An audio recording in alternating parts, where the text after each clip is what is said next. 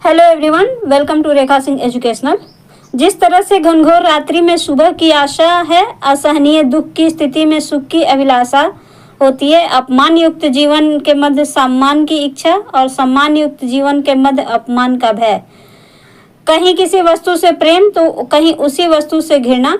इस तरह हम देखते हैं कि प्राकृतिक क्रियाओं में भी विपरीत क्रिया का आभास हम सभी करते हैं। तो शब्द के मूल महत्व तथा समर्थ को सार्थक रूप से समझने के लिए विपरीत या विलोम शब्द का प्रयोग होता है।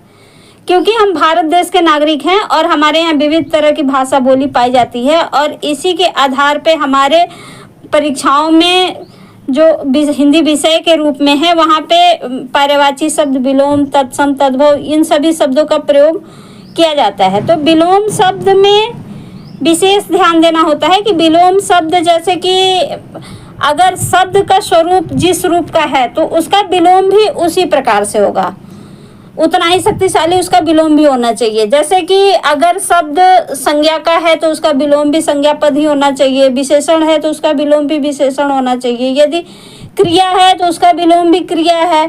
अगर शब्द अगर क्रिया विशेषण के रूप में है वो तो उसका विलोम क्रिया विशेषण, यौगिक है तो उसका विलोम यौगिक, अगर शब्द तत्सम है तो उसका विलोम तत्सम, तद्भव है तो उसका विलोम भी तद्भव। तो इस तरह से बस शब्दों को समझ के ही हमें विलोम शब्द का प्रयोग करना आना चाहिए।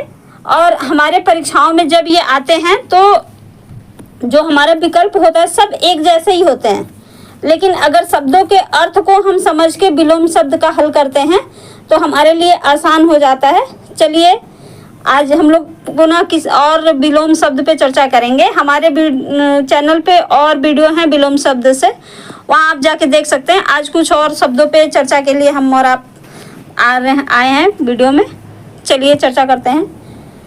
जैसे अगर मान लीजिए कि एक शब्द होता है अमृत, अमृत का विलोम होता है विष, लेकिन वही शब्द है सुधा, सुधा का विलोम होता है गरल।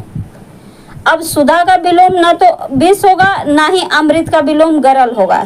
क्यों? क्योंकि ये शब्दों का स्वरूप ऐसा है। जैसे अमृत और विष ये हैं जैसे कि कोई ऐसा पदार्थ जिसको खाने से व्यक्ति मरता नहीं है या ऐसा पदार्थ जो खाने से मर जाता है, तो ये अमृत और विष के सेंस में हो जाता है। और सुधा और गरल का सेंस जो होता है तो सुधा जैसे कि शुद्ध, सुधा का मतलब होता है शुद्ध, तो ऐसा शुद्ध पदार्थ। और यहाँ पे गरल जो होता है यानी कि गंदगी है, उसमें कचरा है, विष है, जहरीला है वो एक तरह से, तो सुधा का विलोम गरल होता है। तो ऐसे ही छोटे छोटे पॉइंट हमें ध्यान देना पड़ता है। तो विलोम शब्द पे ऐसे ही चर्चा कर रहे हैं। चलिए सूक्ष्म, सूक्ष्म का विलोम अर्थ को समझते हुए अगर हम समझेंगे तो विलोम हमारे लिए बहुत ही आसान हो जाता है। और जब हमारे परीक्षाओं में विकल्प आता है तो हम बहुत आसानी से कर लेते हैं। जैसे सूक्ष्म का स्थूल, सूक्ष्म यानी बहुत छोटा और स्थूल यानी स्थूलकाय यानी बहुत बड़ा, दीर्घ, दीर्घ यानी बड़ा और ह्रस्व यानी छोटा, संगठन, विघटन, संगठन यानी मतलब उसका जुड़ाव होना, मेल होना, और विघटन यानी अलगाव होना, संयोग, वियोग, यहाँ भी वही स्थिति है, स्वरूप बदल गया, शब्द का स्वरूप बदल गया है। संयोग यानी भी मेल होता है और वियोग यानी ही बिछड़ाव या अलग होता है। समस्या, समस्या का विलोम समाधान, नीरस, नीरस का सरस, जैसे किसी का जीवन नीरस है तो उसका विलोम होता है सरस। क्रय का विक्रय, आवेशित का अनावेशित, प्रज्ञ, प्रज्ञ का मूढ़। पिछले वीडियो में मैंने प्रज्ञ, अज्ञ, विज्ञ, अनविज्ञ सबके बारे में चर्चा किया है, वहां आप देख लेंगे। प्रज्ञ यानी जो प्रकांड ज्ञानी होता है उसको प्रज्ञ कहा जाता है, वैसा व्यक्ति जो बहुत ज्यादा ज्ञानी है। और मूढ़ यानी जो बिल्कुल कुछ नहीं जानता है, बहुत ज्यादा अज्ञानी है, वो मूढ़। ईहा और अनीहा ये इच्छा का पर्यायवाची है ईहा, लेकिन ये शब्द तद्भव हो गए हैं तो ईहा, ईहा का अनीहा। इप्सित, इप्सित का अर्थ होता है इच्छित, इच्छित का इप्सित है तो यहाँ पे इच्छित जब होगा तो इसका अनिच्छित हो जाएगा, लेकिन जब इप्सित है तो इसका अनिप्सित होता है। अगला है उन्मूलन, उन्मूलन यानी जड़ से उखाड़ के फेंक देना, और रोपण यानी जड़ से उसको रोपना। उद्यमी, निरुद्यमी, जो बहुत कर्तव्य व्यक्ति होता है वो उद्यमी होता है, जैसे बहुत अपने उद्यम को करता है। उक्त, उक्त का अनुक्त। उद्गम, उद्गम का विलय, गंगा जैसे जहाँ कहीं से उद्गम स्थान होता है यानी जहाँ से निकलती है और जहाँ विलय होती है उसका अस्तित्व समाप्त होता है, तो उद्गम और विलय। उदय, उदय का अस्त। उज्ज्वल, उज्ज्वल का धूमिल। उत्तम, उत्तम का अधम या अनुत्तम। उत्तेजित, अब एक ये स्वभाव है उत्तेजित, तो उत्तेजित का समित यानी शांत। उत्थान, उत्थान का पतन। उग्र, उग्र का सौम्य, उग्र भी स्वभाव होता है। उपादेय, अनुपादेय।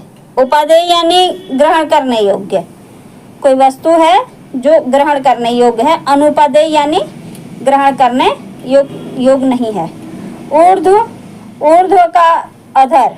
ऊर्ध्व यानी ऊपर चढ़ना और अधर यानी नीचे उतरना, ऊपर होता है, अधर यानी नीचे। उष्मा, उष्मा का शीतलता।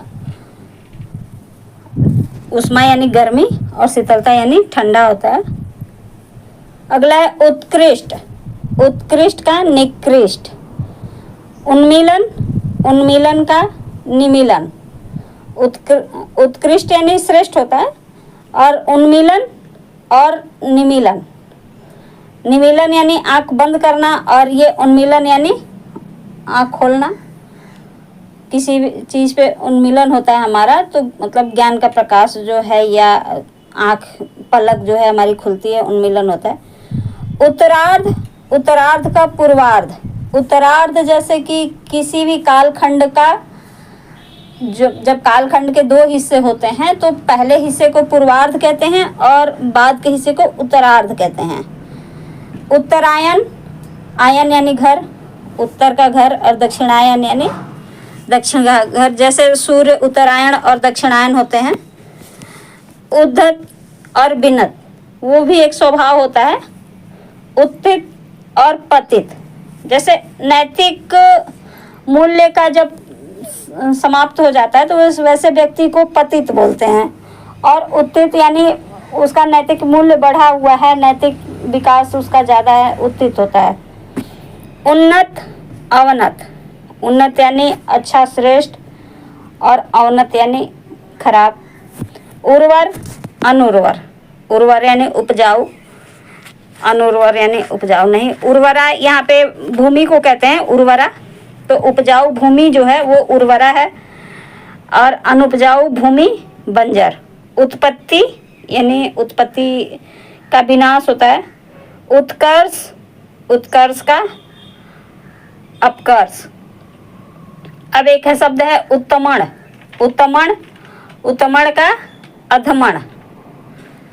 इस तरह से और शब्द हैं क्रूर, क्रूर का सदैव यानी क्रूर, जैसे कि वो बाई हार्ट जो होता है व्यक्ति जो बहुत निर्दयी होता है उसको क्रूर बोलते हैं। तो क्रूर का सदैव जो अच्छे हृदय वाला होता है। कर्कश, ये आवाज़ होती है जो बहुत चीख के बोला जाता है, वो कर्कश, और उसका विपरीत मधुर। कीर्ति यानी यश, तो अपकीर्ति, काम, निष्काम। कृश, कृश यानी दुबला पतला, इसका विलोम होता है पुष्ट, स्थूल या प्रवृद्ध भी होता है। कलुष और निष्कलुष, अपवित्रता, कलुष यानी अपवित्रता और निष्कलुष यानी पवित्रता होती है। कृपा का अकृपा या कोप। कृत्रिम का प्रकृति, स्वाभाविक या नैसर्गिक होता है। कल्पित, कल्पित का वास्तविक। करुण का निष्ठुर या क्रूर। करुणा का, अब शब्द वही है, करुण, करुण का निष्ठुर, ये व्यक्ति विशेष से है, और करुणा यानी भाव विशेष से। करुणा, करुणा का क्रूरता या निष्ठुरता। कुसंगति, कुसंगति का सत्संगति, कुसंगति का सत्संगति। तो इस तरह से हम विलोम शब्दों को यदि समझ के पढ़ेंगे, हर अर्थ को समझ के पढ़ेंगे, तो वहाँ पे हमारा विलोम शब्द सही होगा। फ्रेंड्स, हमारी चैनल पे पहली बार आए हैं तो चैनल को सब्सक्राइब, लाइक, शेयर करें। धन्यवाद।